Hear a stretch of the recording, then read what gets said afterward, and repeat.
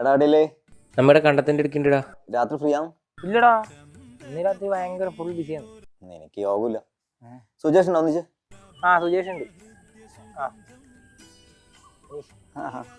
എന്താ എടാ അവിഹിതം കാണാൻ താല്പര്യം ഉണ്ടോ? എടാ ഇനി താല്പര്യമില്ല.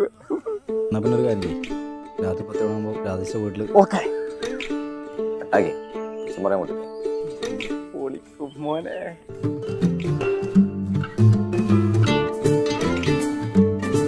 എടോ കാണുന്നില്ലല്ലോ. തിരക്കാക്കാൻ നിക്കടാ. 10:10 പറഞ്ഞാൽ വരുമായിരിക്കുമല്ലേ? എന്നാലും എന്റെ രാധേച്ചി അതന്നെ. എങ്ങനെ ഞാൻ വിചാരിച്ചിട്ടാട്ടോ. ഹലോ അനീഷേ, എടാ നിങ്ങ കൊടുത്തോളാ. നമ്മ രാധേച്ചി കുറ്റിക്കാടിന്റെ അടുത്തുണ്ട്. എടാ ഞാൻ ഓളയും പിള്ളേരും കൂടി റെഡി ഉണ്ട്. എടോ ഫാമിലി ആയിട്ട് അഭിഹിതം കാണാൻ വന്നിരിക്കും. എന്ത് നാറിയിടവൻ, ഇതെല്ലാം കാണാൻ ഫാമിലിനെ കൂട്ടലുണ്ട.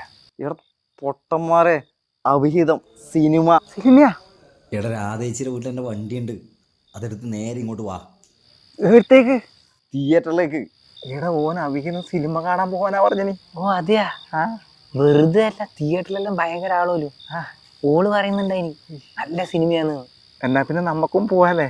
അമ്മേനെയും കൂട്ടാ, എല്ലാരും കൂട്ടി പോവാം. കൊറേ ആയി നല്ലൊരു സിനിമ കണ്ടിട്ട്.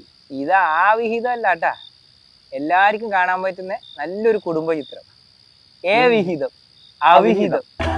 അതടാ, ഇത് അവിഹിതം തന്നെ.